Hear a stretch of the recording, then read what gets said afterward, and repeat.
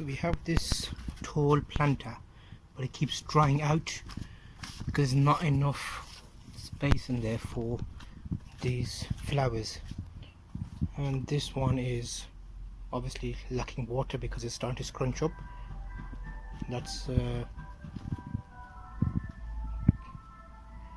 Nostranium, but the plan is, at the time there was only one of those available, so we got one.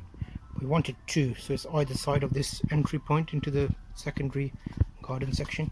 So now what we've got is black pots, and I'm going to do a little bit of a hack.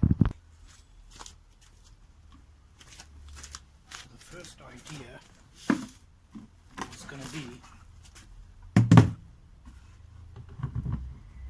that, and we can screw those together, and that would have been the secondary one. However, the bottom is too wide, so not that. Got another pot here which is 10-inch pot, so now that looks better. Not exactly the same, but better. So we'll have two side by side, and I can split out that one into that one. I'll show you that now.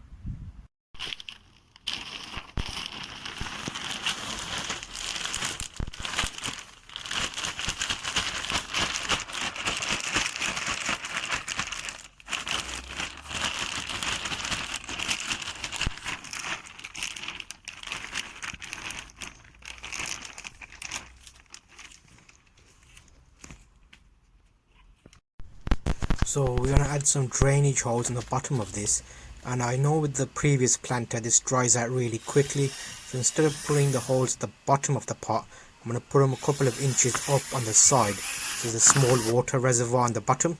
We've already added some wood and stuff in the bottom, so the roots won't be waterlogged. That's a little tip for you, to have extra water at the bottom so it doesn't dry out completely.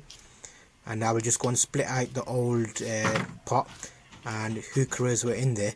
So what we'll do is, once you split those out, I'll basically put half and half into both sections.